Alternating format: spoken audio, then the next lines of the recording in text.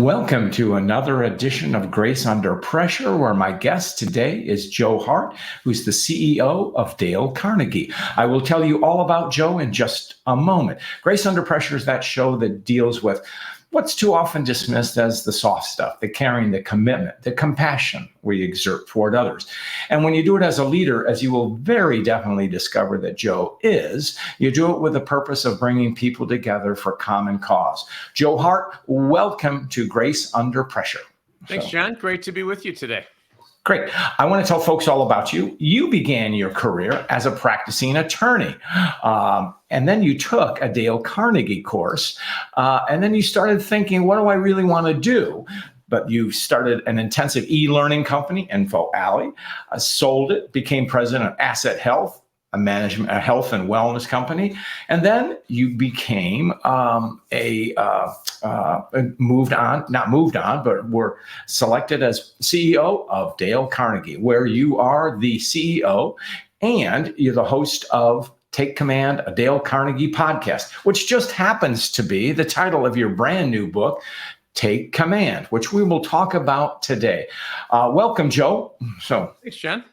Great. So, I think you're the first guest I had, or first admitted guest that began career as an attorney and then became a CEO. So what led you to that journey? Yeah, I don't always admit in polite company that I was a lawyer by background, but I started, when I was a kid, I came to the conclusion I wanted to be a lawyer. I was always like communicating and talking and writing and that type of thing. And I went, very focused right through high school, college, law school. My goal was to join a large firm, become a partner someday and make a lot of money. And that would be that. So, and, I was on that track. I joined a fabulous law firm, was doing well. And then I took a Dale Carnegie course, as you said. And, what happened was that Dale Carnegie course truly changed my life. It changed the way I saw myself. It changed the way I saw other people.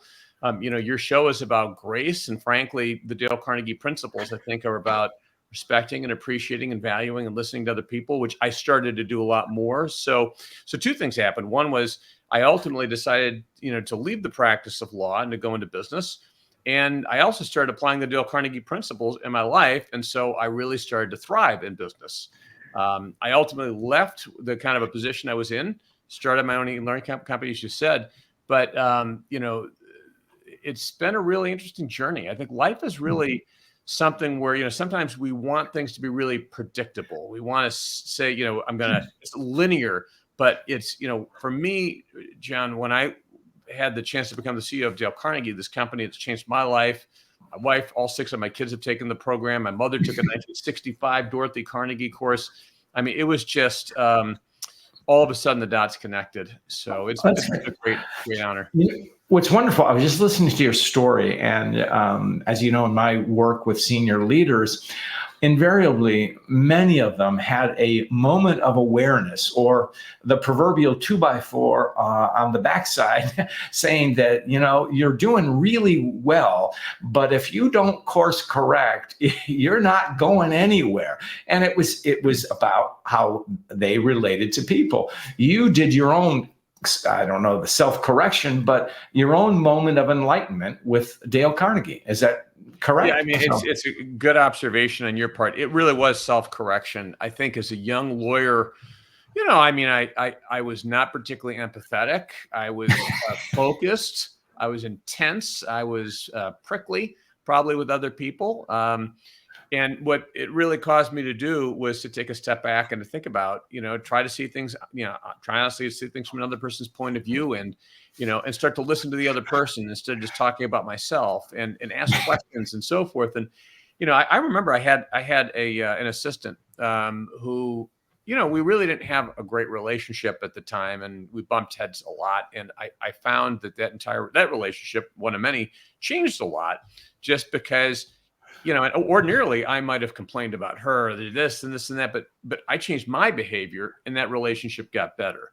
And, but it was, and that was an insight I guess I've had. A lot of times we look to something outside of us, we blame the situation, but it's like, well, wait a second, what can I do here? Where's my responsibility? Well, that's very powerful, especially because you weren't under threat of, weren't under penalty. You just realized it about yourself, and that's an extraordinarily high degree of self-awareness. And as our colleague Tasha Urich talks about, so many of us, even those who think we're self-aware, we really aren't. So I'll give you a pat on the back for that, Joe. So let's talk about your new book, Take Command. You're a CEO, successful in what you do. You got a lot of things on your plate. Why write a book? Well, it's a great question. It's a question I ask myself a lot when my co-author, Michael Crum, and I were writing the book. And you know what I'm talking about because you've written so many books. This is my first and Michael's third. And it was just an enormous amount of work. But we did it really out of a passion because, you know, Michael is Dale Carnegie's grandson. Both of us have been so deeply impacted by Dale Carnegie's principles. And, you know, our view was, especially, you know, this is in the midst of COVID. It was in June of 2020. And I reached out to Michael. I said, gosh, you know, the world is really suffering. And certainly, you know, we were all going through it. At that time, you know, we didn't know where things were going to go. We figured we'd get out of COVID at some point. But I said, you know, people are struggling with stress and anxiety and emotional. How do we help people with courage and resilience and these different kinds of things that we know that Dale Carnegie taught in How to Stop Worrying and Start Living, and that we teach in our Dale Carnegie course? And how do we help people with relationships? People are they're broken, they're disconnected, they're isolated. And we knew that the book wouldn't come out until what we perceived would be the end of COVID. But we said, you know, people are going to need this. How do you build something on Dale Carnegie principles that has current stories, really, you know, relevant situations, and but again, it's foundationally about Dale Carnegie's timeless wisdom. And so that really that inspired us. It drove us. Both Michael and I have kids. We thought, if you know nothing else, this is a gift to our kids and to hopefully young people who really might not have the wisdom. You know, you and I have lived some years, so we picked up some wisdom. And you know, when you're younger, you just don't realize things. We don't have perspective. So no, that's a valid point, and it's so good that you did take the time. Now, the book it has three major parts, and I just want to top line them real quick. It's take command of your thoughts and emotions, take command of your relationships, and take command of your future. So let's dissect the first one, thoughts and emotions. So if I say that, okay, what's the first step, Joe? How do I get a handle on controlling myself? What do you and your co-author advise on that? Yeah, well, so Jen, the first thing is, you know, most people, I think, we can go through our day. We wake up, you know, you check your phone, or you know, get going with your day, and you get in the midst of emails and meetings and all kinds of things like that. You know, and we have emotions. We've got thoughts. I can't do this, or this isn't going to work, or I hate doing this, or you get frustrated or up or down. So we live within our own thoughts and emotions, but it's rare, I think, for most people to actually time out and say, wait, what was that thought that I had? You know, and to challenge the thought, you know, the thought that says, I'm too old, I'm too young, I can't do this, this is whatever it is. But the first step is to pay attention to our thoughts, to notice the things that we think, and to notice the things that we feel. And when we feel those ways, to stop and ask, well, wait a second, why am I? First of all, define it. What am I feeling, and why am I feeling it? So that first step, you know, really is to have an awareness.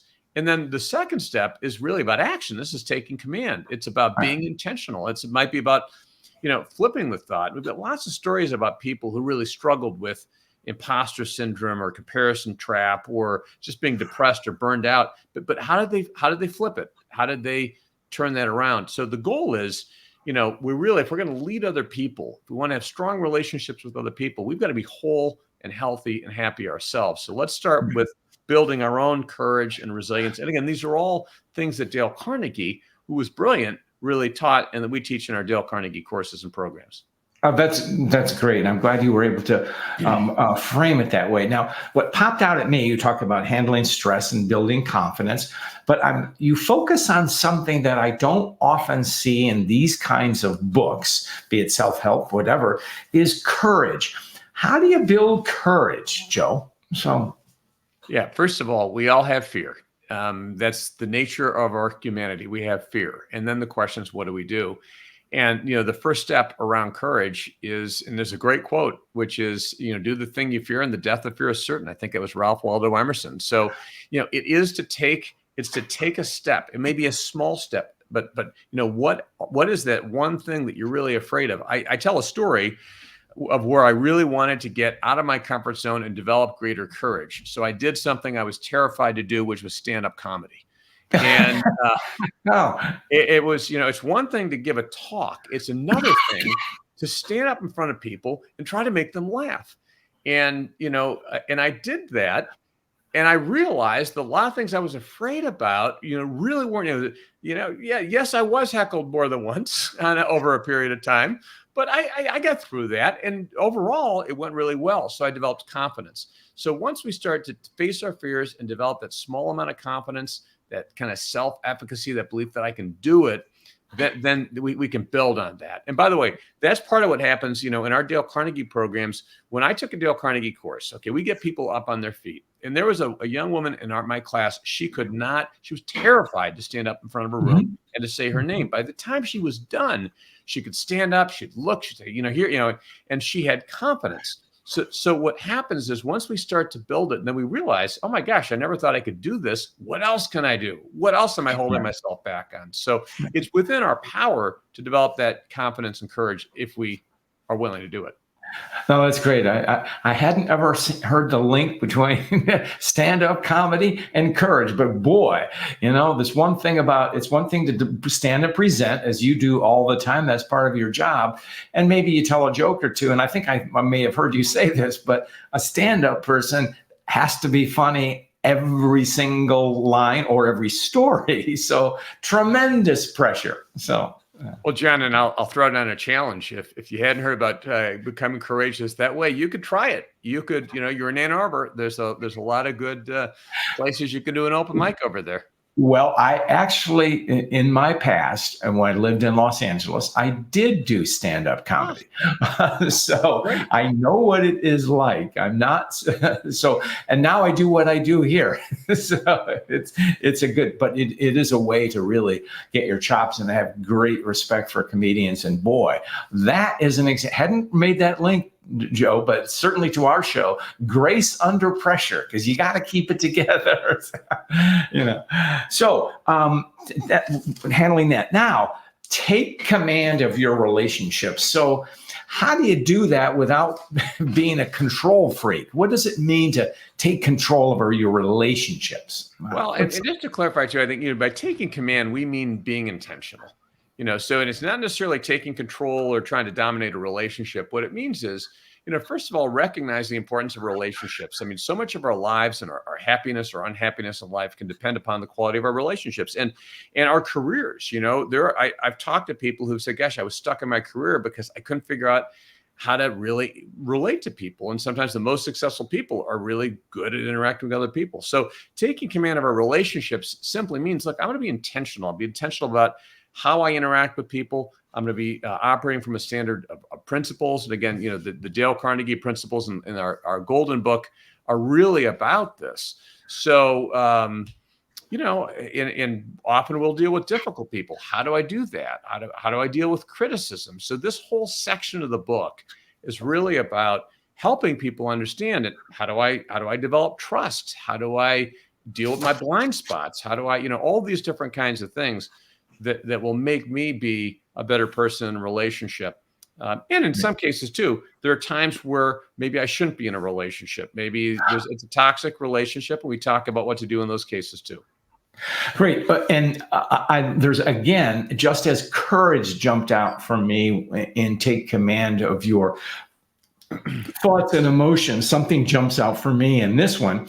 And it's talking about making connections, yes, but repairing trust. I don't think we talk enough about when trust is broken, how we repair it. Talk about what that means, Joe. Well, often, again, we can have a situation or a conflict. Maybe we've done something or not done something that has impacted trust. And, and the first thing is to be reflective about it. And if we've done something, to own it. We would say in Dale Carnegie, if you're wrong, admit it quickly and emphatically. And frankly, what we see, and why there's, I think, a crisis of leadership in the world today, is people will often, act in a way that violates trust, and they won't own it. They'll blame somebody else. They'll come up with 101 excuses. But the first thing is to understand if I've said something to you, John, I'm hey, maybe I should, John, I realized that I said something to you the other day, and I in thinking about how I want to present myself, I realized that wasn't the way I wanted to handle myself, and I apologize for that. I mean, so that ownership and recognition, and then taking steps. And I think that taking the step is often people are afraid to do that. Understandably, you don't know how it's going to go. This is going to be a tough conversation. But we only can control ourselves, the things that we say. So taking command means starting with me, listening. And by the way, we talk about in the book blind spots. Sometimes I'll say, hey, John's a difficult guy. Maybe, what about me? Maybe I'm the difficult guy sometimes. Yeah. Sometimes I need to look in the mirror and assess that and ask people, how can I be better at this? Right. And that's good. And, going through this stuff and it's almost like a self-coaching course. And I think if one's opening oneself up to this, it takes courage to do this. Do you agree, Joe? Yeah, it's not easy. My kids and I talk about this because I've been going through the book with them. By the way, I've got some of them are teenagers. 3 of them are teenagers. So it's begrudgingly. I mean, it's like, even though their dad wrote the book or co-wrote the book, what does dad know? What does dad know? But no, it's not. And I think it can be difficult. And that's one of the things they always say. It's like, well, you make this sound easy. Well, it's not easy. I don't mean to make it sound easy. Taking command of our thoughts, taking command of our emotions, those things aren't easy. They can take a lifetime of conditioning ourselves, really, and building relationships can take, a lifetime. And one of the things we talk about is it's easy to lose trust. It's hard to gain trust. You can lose it, so we need to be aware of that. But this is, as to your point, John, it's not easy to do some of these things, but having that awareness and that desire is the first step. That's great. Now, the third part of your book, take command of your future. And again, something jumped out to me because it's words we hear, but they could go over our heads if we don't pay attention. So you say, define your value. What does that mean? Because so many people, I'm going to say some of the readers that I would have, or think, well, what value do I have? Do you encounter that, Joe? Well, you've got 2 things. They might question their own value, their own worth, and maybe that's one thing. They might also question what their values are. They may say, gosh, I've never really thought about what my values are. And so we take people through an exercise, because you need to be to be rooted. If we've got kind of our internal compass, our North Star, our constitution, whatever you want to call it. Yeah. And that starts with the things that we value. And again, everyone's different. You and I will have different things that we value. And that might be different things. Like I say, someone prioritizes, family over something else, or someone prioritizes health. I value health. But then there also might be, what are your values? So, you'd say, gosh, if my most important thing is honoring a commitment, then that's something that's going to guide me. And if my most important value is, I don't know, something else, it'll be different. So, but having that root, because when we talk about taking command of your future, what we found, Michael and I researched, and we said, what's the number one regret people have on their deathbeds? And it's often that they lack the courage to live the lives that they want. So to that end, you got to start by saying, what's the life that I want to live? If I get to that point, God forbid that I get to that point where it's like, gosh, we were just swept away by the days that turned into weeks and months and years. And I never really did the things that were important to me. So you're about your values. It's about how you define your purpose. It's about your vision for yourself. It's about what charges you up. It fuels you, gives you your passion. But that last section is really designed to help people get in touch with that. Okay. Well, I want to talk about something because I know this relates to you because you are a very committed family person. Faith is important to you, but you're also highly, highly successful. So, and then you said, define your values, which you did very artfully. So, but you're also highly professional. So what advice do you have for a young person or a rising manager? What lessons do you have in your own life, Joe? Well, going to your question, sometimes we can compartmentalize things. We can say, hey, there's work Joe and there's personal Joe and family Joe and so forth. And really there's only one Joe. I mean, there's one John, so it really is about, how do I want to carry myself? So, part of the purpose is I define it for myself. My larger purpose is about, look, I want to bring the best out in other people. That excites me. And I know it excites you because you're a great executive coach and you're a writer and a speaker. And so for me, it's the same kind of thing. So whether it's my kids, whether it's my wife, whether it's my team members, whether it's our customers, whether it's someone I'm never going to meet who's reading a book, kind of that overarching thing, it's not compartmentalized. It's, hey, this is who I want to be. And I'd say to young people, just think about that. Think about who you want to be, how you want to be, thought of, and how you want to think of yourself, and start to build around that and write it all down. And this is one of the things my dad, I learned a lot from my dad and my mother as well. My dad was very goal focused, and he taught me at a very young age the importance. You got to write down your goals, your vision, all these different types of things. And so, I mean, I can go back and see written goals and objectives that go back to like 11 years old, honestly. So they were different. I mean, my goal, I think at 11 was find a girlfriend, but I mean, it's like today, but we write them down so that they become a compass for us. Yeah. Oh, that's powerful. That's good. And what I think what that gets to is it's not work-life balance; it's work-life integration. A phrase I borrow from Stu Friedman, who wrote the book Total Leadership of Wharton. So you get all that together, and now you have something which you're kicking this to the next level at the end, because you talk about defining your value, purpose, vision for life. Make an impact. What does making an impact mean?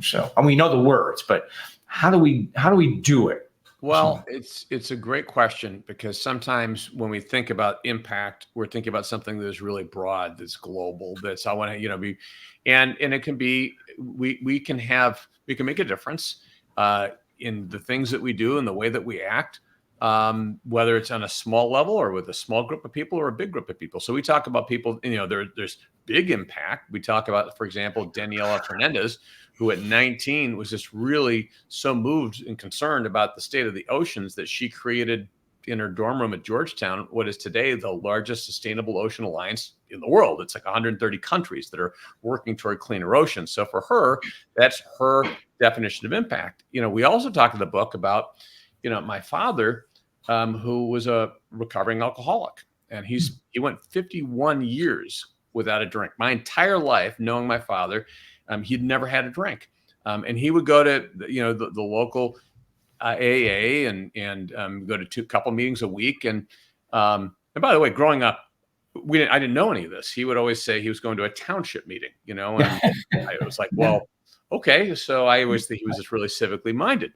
But he would go to these meetings, and really for the purpose partly of supporting other people. And at his funeral, people came up and said, your dad he'd say to me, don't have a drink. If you're gonna have a drink, call me first. And he helped so many people. So, you can have an impact.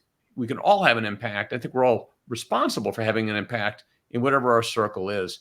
But, it could be a small circle, it could be a large circle, but we need to have an impact. We need to make things better than they were before we were here.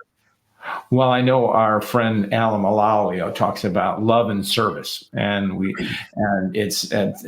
here to serve others. As I know you believe that, and I'm glad you dimensionalized the impact, because something global but also local. And it's one beautiful story about your father, and it really came out at his funeral when people had said, "Hey, he was so instrumental." And those quote small stories with big impact on individuals. So I have to laud you for your courage, Joe, because I know your book hit the bestseller list on the Wall Street Journal, which is kudos to you. And I'm insanely jealous, but I won't let that get in the way. So seriously, you say, if folks read the book but don't act on it, you will have failed. Boy, did you lay yourself out there.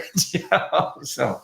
Well, our Michael and I talked about this, and many times we pick up a book and we say, gosh, that was a really good book. I really enjoyed that book. This book is called Take Command. it is really a call for each person who reads it to be different afterward. And just as Dale Carnegie would say, when you take a Dale Carnegie course, it's like, you transform. And the goal of this book is to be a guide, a roadmap, a blueprint to help people take command of their lives so that they are more courageous, they're more resilient, they're more confident, they've got better relationships, they're living the lives that they want, they're more fulfilled. So, if someone simply reads it and says, well, I like the book, it's a great book, but they don't do anything, it's like, gosh, all right, so what more could we have done or said to help inspire people to take action? That's really what we mean by that. And I hope I've gotten a lot of people who've written and talked to me in person and just really talked about the impact. And again, that's really, I know, John, that's your goal too. When you write a book, you really, you don't want it just to be something that sits on a bookshelf. You really want it to be something that is going to help people live better lives. Right. I want to go back to something you had said earlier about this young woman in a course who was terrified to speak out loud, but at the end of the course, she was presenting and, what's next. So people will read your book and they get it and they're inspired. But there's what's a first step or two that you would encourage? I mean, obviously practice the methods of the book, but is there any other tips or techniques you would have that you want to share, Joe? Yeah, thank you for asking. A couple of things. Number one is, I think I would encourage people to create space so that they can have a routine, whether the routine is around implementing the book or implementing, the improvements that they want in their lives. For me, I start every single day. It's 30 to usually 45 minutes of time. I create space to think about, to reflect on the prior day. How did I do? What was really good? What am I grateful for from the prior day? What did not go well the prior day? Is there someone I need to make amends with because I was kind of edgy?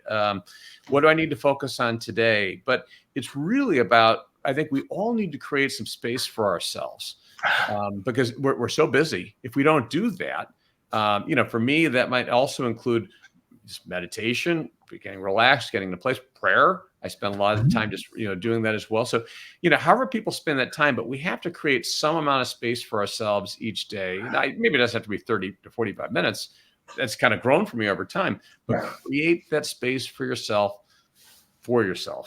I think that's important. And, one of the things, the theme of grace is that we overlook is show yourself some grace. So I love your idea of creating space for yourself. You cannot optimize and be of service to others if you don't know yourself, and that takes effort and time and space. So good. So Joe, we could keep on going here, but I know you're a very, very busy guy. And so, as you know, I ask every guest a story about grace. Do you have one you'd like to share with us? So. The one I was thinking about, really for me, I think about one of the hardest times of my life was going through COVID, leading Dale Carnegie. And, there was a moment, I'd say, of grace and peace that I had. It was in March of 2020. I'd been waking up every night and, 3:00 in the morning, worried about the impact that the COVID was going to have on our business. Our whole business was essentially shutting down because it was all in-person training. If you can't come together in person, you can't have training. And we ultimately flipped the entire business. And I'm so proud of our franchisees and our trainers and our people around the world who did that. But for me, it really was in reading something from Dale Carnegie that really got me thinking about my thoughts. And that was about, and Dale Carnegie said, it's like, if I know what you think, I know what kind of life you live. The value of our thoughts is where we're at. And I started to think about that, and I'd say in combination between just kind of that moment, it was a specific moment, day and time in March of 2020, where everything turned around to me. And it was partly an insight, I'd say from Dale Carnegie. It was partly spiritual, I think, through prayer, but that moment was like a switch where after that, I was a different person. And I was able to lead with more courage. And now just say one other thing on this. I remember thinking about, COVID will end. And do I want to look back and see cowardice or courage? And I want to see courage. So it changed how I looked at the world. And it was a really powerful moment for me. That's great. And I love how you spoke of grace, but you coupled it with the word peace. And when we live with grace or act with grace, there is a sense of peace. So thank you for that reminder. So, Joe, how can people find you and find the book? So take command. So, first of all, thank you for asking. I'd say the first place to go is dalecarnegie.com. I mean, you can learn all about Dale Carnegie. All these things we're talking about are Dale Carnegie. The second thing is takecommand.com is where people can learn about the book. The book is available on Amazon, Barnes & Noble, a whole range of different things, Kindle version, audio version, hardcover, softcover, that type of thing. And then if people would like to follow me, there's, they go to joehart.com. They can go to at Joseph K. Hart on LinkedIn and Twitter. I'm pretty active on both. So I would love to connect with people. Great. Thank you, Joe. It's been such a pleasure to have you on here, and good luck with Take Command. So that will be out